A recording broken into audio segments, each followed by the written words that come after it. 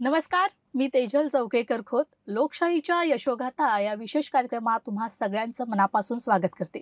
आणि आजचा आपला विषय आहे इन्शुरन्स घेताना पतसंस्थेला येणाऱ्या समस्या आणि परिचय.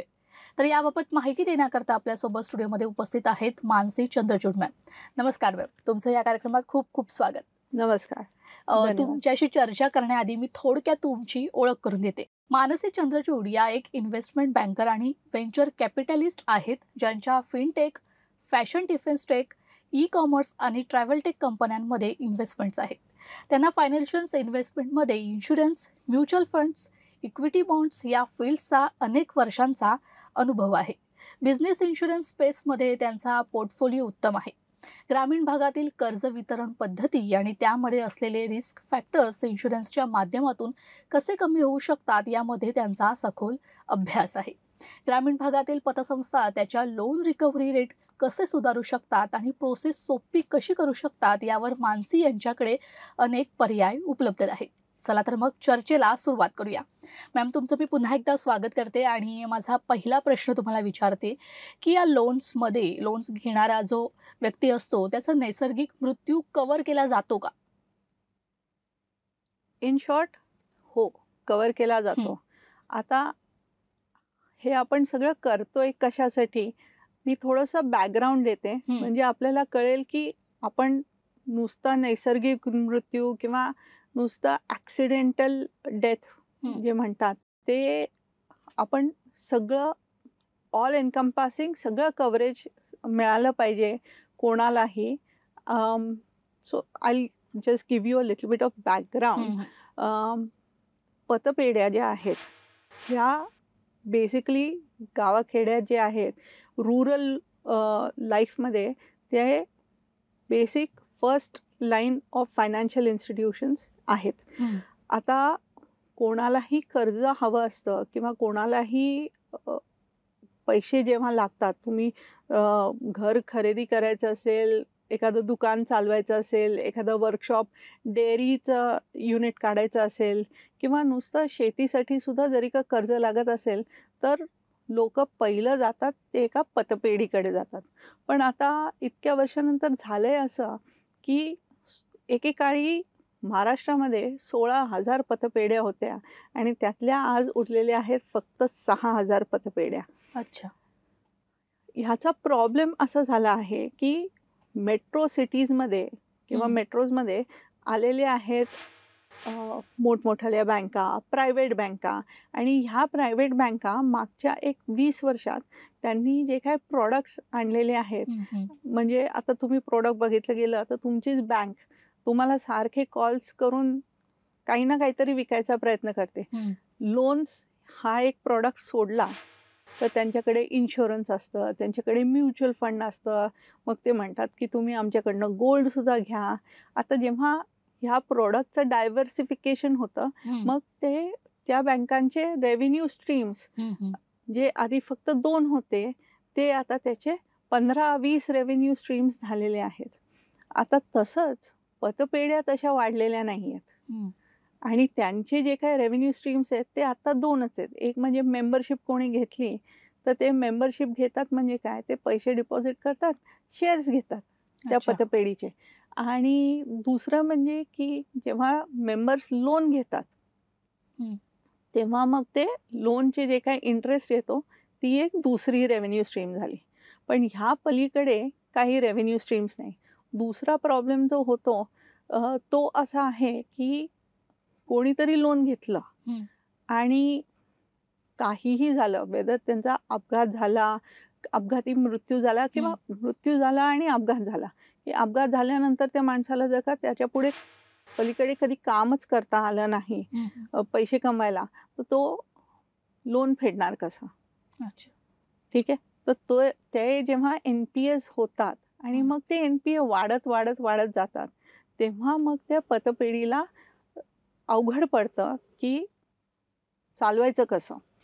सो ह्या सगळ्यासाठी आपण प्रायव्हेट बँकांचे जे प्रोडक्ट आहेत ते आपण आणायचा प्रयत्न करतो आहोत, सो दॅट ह्या ज्या पतपेढ्या आहेत त्यांच्याकडे तेच प्रोडक्ट असतील आणि त्यांचे मेंबरशिप ह्याच्यामुळे वाढेल, त्यांचे मेंबर्स जास्त टिकतील. आणि हे जे आता प्रायव्हेट बँका ज्या किंवा इवन मोठमोठ्या नॅशनलाइज बँका ज्या आता खूप ग्लॅमरस वाटतात की लोकांना पतपेढीमध्ये अकाउंट उघडण्यापेक्षा दे वॉन्ट टू त्यांना बँकांकडे जायचंय, ते न करता आपल्याला आपले जे कस्टमर आहेत, मेंबर जे आहेत ते टिकवून धरायचे आहेत. आणि हे जे आपलं चाललेलं आहे, दिस इज द होल उपकरण जे आहे अख्खा, की आपल्याला ते मेंबर्स टिकवून धरायचे आहेत, आपल्याला पतपेढीची ग्रोथ करायची आहे आणि मेंबरशिपसुद्धा वाढवायची आहे. आणि ह्या कारणासाठी आपण आणतो आहोत इन्शुरन्सपासून आपण चालू करणार आणि त्याच्यानंतर पुढे आपण इन्व्हेस्टमेंट प्रोडक्ट आणूया. आता ह्याच्यानी 2-4 गोष्टी होतात की जर का ह्यांच्या मेंबर्सनी ह्यांच्याकडनं इन्शुरन्स घेतला तर पतपेढ्यांना ऑफकोर्स कमिशन भेटते. दुसरं गोष्ट जी होते की इन्शुरन्स प्रोडक्ट किंवा इन्व्हेस्टमेंट प्रोडक्ट जर का म्युच्युअल फंड घेतला तर देर इज एक गोष्ट असते ज्याचं याला म्हणतात फायनान्समध्ये लोन अगेन्स्ट सिक्युरिटीज. ओके. म्हणजे तुम्ही तुमचे जे स्टॉक्स असतात किंवा म्युच्युअल फंड असतात ते सुद्धा कोलॅटरल म्हणून देऊन तुम्ही त्याच्यावरती कर्ज काढू शकता. आणि ह्यात इन्व्हेस्टमेंट करणं इतकं सोपं आहे. दर महिन्याला आपण 2, 4, 5, 10 हजार रुपये जरी का भरले तरी आपल्याकडे त्याची इन्व्हेस्टमेंट होऊ शकते. आता EMI भरायची जी काय म्हणतात जी सवय आहे ती अख्ख्या देशाला लागलेली आहे. कारण काय अख्खा देश जे आहे ते पहिल्यापासूनच साहुकारांकडे पैसे देत गेलेला आहे. सो EMI भरायचं, पण ह्यावेळी EMI जे भरायचं आहे ते कर्ज फेडण्यासाठी नाही, ते आपल्या स्वतःच्या सेविंग्स आणि वेल्थ वाढवण्यासाठी आपण EMI भरायचं. सो हा असा मोठा उपक्रम आहे जो आम्ही राबवतो आहे. आणि आम्ही इथे आहोत, वी आर गोइंग टू सगळ्या पतपेढ्यांना हाताशी धरून आम्ही त्यांची मेंबरशिप वाढवणार, आम्ही त्यांचा रेव्हेन्यू स्ट्रीम वाढवणार आणि हे सगळं आम्ही आत्तापासून गाजवलेलं आहे. अच्छा, नक्कीच तुम्ही खूप छान माहिती दिली याबद्दल. माझा पुढचा प्रश्न असा आहे की क्लेमचे जे पैसे असतात ते वारसाला जातात की संस्थेलाच मिळतात? सो संस्थेने जी पॉलिसी घेतलेली आहे त्याच्यावरती डिपेंड होतं. आता फॉर एक्झाम्पल तुम्ही जर का लोन इन्शुरन्स घेतलं, ओके, तर लोनचे जे पैसे आहेत ते जेवढे फेडायचे असतात, म्हणजे फॉर एक्झाम्पल आता कर्ज कोणीतरी घेतलेलं आहे 5 लाखाचं, ठीक आहे. आता ह्या माणसाने कर्ज घेतलेलं आहे 5 लाखाचं, त्याला आपण लोन इन्शुरन्स दिलेला आहे, ठीक आहे. आता त्यांनी त्यांच्या लोन इन्शुरन्समध्ये बायकोचं नाव नॉमिनी म्हणून सुद्धा घातलेलं आहे. तर होतं कसं की आपण पहिलं जे सेविंग करतो, लोन इन्शुरन्स जे आहे ते पतपेढीसाठी आहे. सो पहिलं जे काय पैसे येतील ते उरलेलं कर्ज फेडण्यासाठी जातील आणि उरलेले जे पैसे असतील ते जातील नॉमिनीकडे, म्हणजे बायका पोरांकडे जातील. सो काही ना काहीतरी त्यांना सुद्धा मिळतं. शेवटी काय आहे, पतपेढींना आपण जे दिलेलं कर्ज आहे तेवढंच परत पाहिजे. त्यांना काय कोणीतरी वारलं म्हणून त्याचे प्रॉफिट नाही झालं पाहिजे. सो उरलेले जे पैसे आहेत ते नॉमिनीला जातात. मॅम, तुम्ही अतिशय छान अशी माहिती आम्हाला देत आहात आणि तुमच्याकडून अजून आम्हाला माहिती हवीच आहे. मात्र कार्यक्रमात एक छोट्याशा विश्रांतीची वेळ झाली आहे, लगेचच परततोय.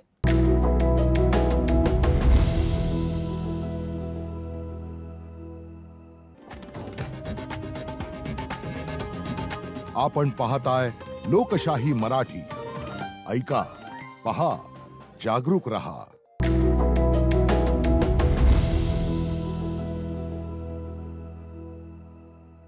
ब्रेकनंतर यशोगाथा या विशेष कार्यक्रमात तुम्हा सगळ्यांचं मनापासून स्वागत करते आणि आपल्यासोबत चर्चा करण्याकरता आहेत मानसी चंद्रचूड मॅम.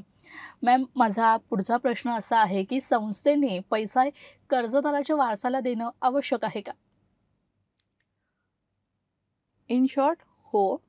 कारण का संस्थेने जे दिलेले असते एका कर्जदाराला ते कर्ज असतं. आता जर का 5 लाखाचं कर्ज दिलेलं आहे आणि त्या कर्जदाराने फेडलेलं आहे त्यातले 3 लाख, उरलेले आहेत 2 लाख. हम्म. ठीक आहे.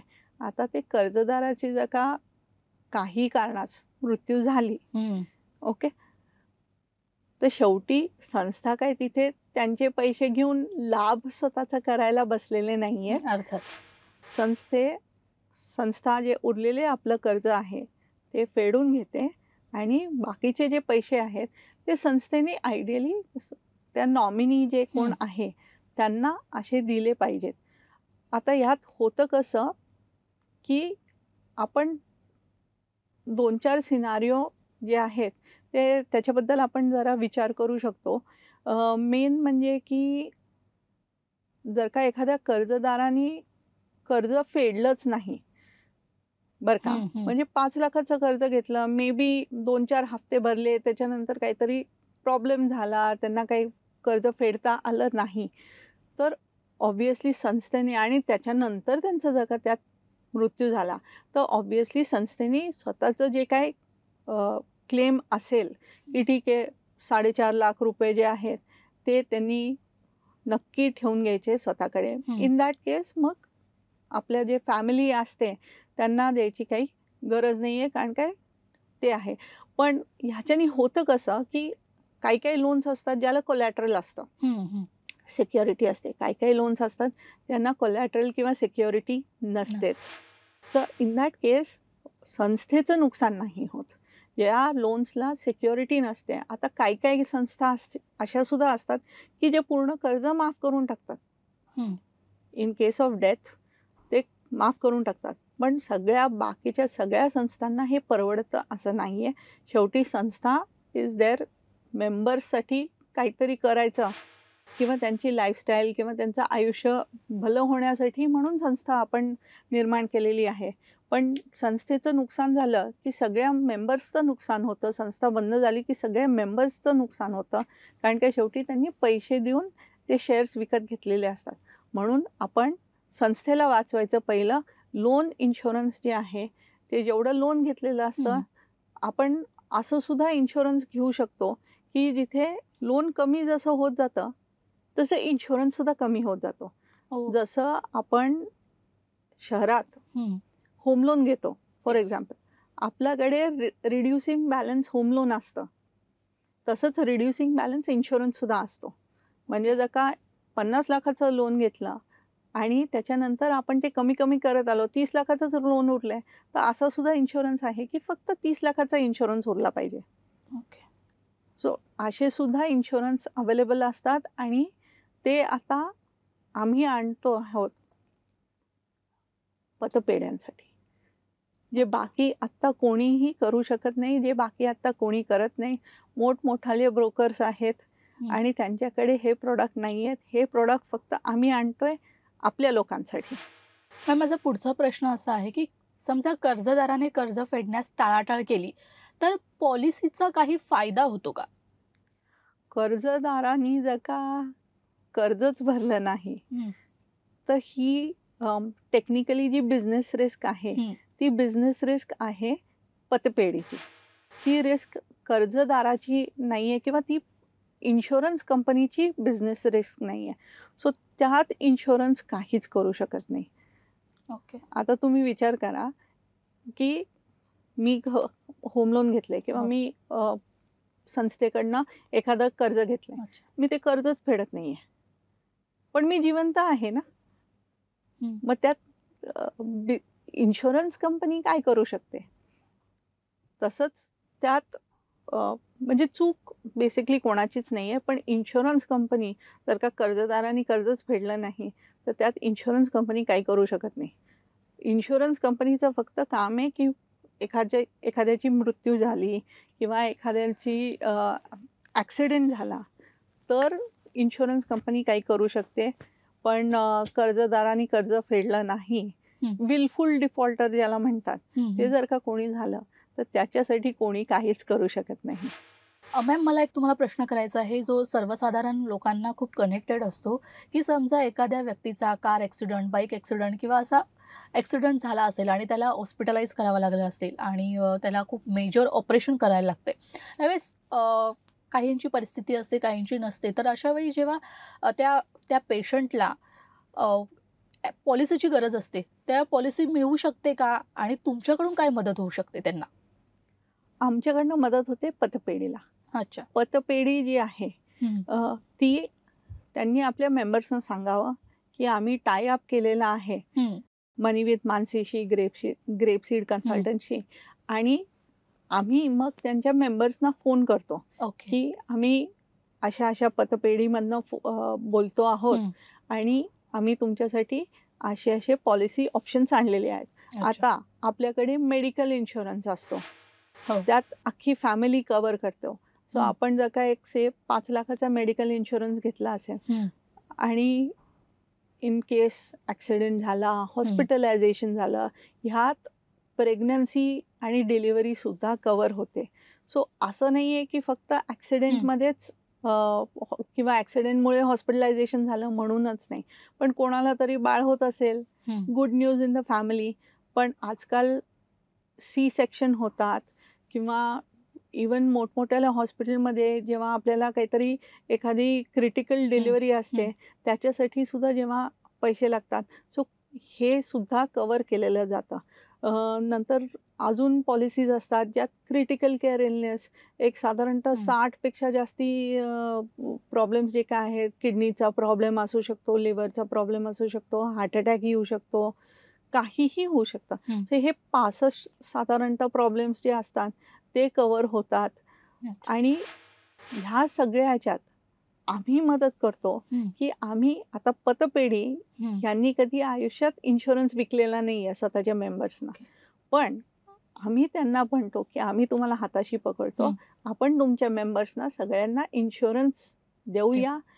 होतं काय, लोक जे असतात ज्यांना इन्शुरन्सची स्वतः गरज पडते ते लोक असतात ज्यांच्याकडे इन्शुरन्स अजिबात नसतो, आणि ज्या लोकांकडे पैशाची थोडीफार टंचाई असते ते लोकांना इन्शुरन्सची खरंच गरज पडते. आता आपण इतक्या वेळा बातम्या ऐकलेल्या आहेत की फार्मर्स, शेतकरी, काय काय काय काय आपल्याला ऐकू येतं न्यूजमध्ये. आपल्याकडे असे सुद्धा इन्शुरन्सचे प्रोडक्ट आहेत ज्यात सुसाईड कव्हर होतं. जे आत्ता बाकी कोणाकडेही हे प्रोडक्ट अवेलेबल नाही आहेत. हे फक्त आपल्याकडेच अवेलेबल प्रोडक्ट आहेत जे आम्ही ठामपणे सांगू शकतो की ह्या प्रोडक्टमध्ये तुम्ही जर का ग्रुप टर्म इन्शुरन्स आमच्याकडनं घेतला तर ह्यात सुसाईड कव्हर होतो.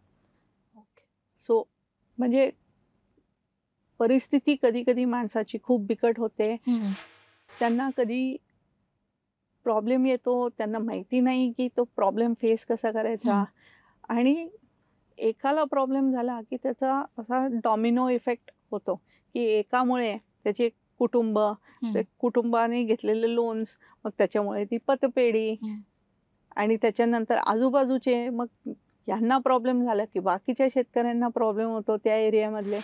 असं मिळून जे काय प्रॉब्लेमचा जो एक्सप्लोजन होतो ॲटॉमिक बॉम्ब सारखा, तो जो एक्सप्लोजन आहे तो आपण कंटेन करायचा प्रयत्न करतो. आणि दॅट इज हाऊ आम्ही वी हॅव डिसाइडेड की पतपेढ्या ज्या आहेत ह्यांना आम्हाला सगळ्यात आधी मदत करायची आहे, आणि पतपेढ्यांना मदत ही होऊ शकते आमच्याकडनं हे प्रत्येक गावाखेड्यातल्या माणसांनी जाऊन त्यांच्या पतपेढीला सांगितलं पाहिजे की आम्हाला तुम्ही इन्शुरन्स नक्कीच द्या, हा आमचा हक्क आहे. सो असं डॉमिनो इफेक्ट जो आहे तो आपण वी आर ब्रिंगिंग एक सोशल चेंज जो आहे की आपण विचार कसा करतो. आपण आता भारत हा देश बरेच आधीपासनं लांबनं आलेला आहे, म्हणजे मुलींना शिकवणं हे सुद्धा एक it was a social change. तर आपण पतपेढ्यांना इन्शुरन्स देणं आणि पतपेढींनी स्वतःच्या मेंबर्सना इन्शुरन्स देणं हा एक असा मोठा सोशल चेंज जो आहे तो आपण आणायचा प्रयत्न करत आहोत. नक्कीच मॅम, तुम्ही करत असलेलं कार्य खरंच खूप छान आहे आणि तुम्ही इतकी छान माहिती दिली त्याबद्दल खूप खूप धन्यवाद, आणि तुम्ही इथे आलात त्यासाठी खूप खूप धन्यवाद. थँक्यू. तर यशोगाथा या विशेष कार्यक्रमात वेळ झाला इथेच थांबायची. पुन्हा भेटूया नवीन विषयासहित. तोपर्यंत तुम्ही कुठेही जाऊ नका. पाहत रहा लोकशाही मराठी.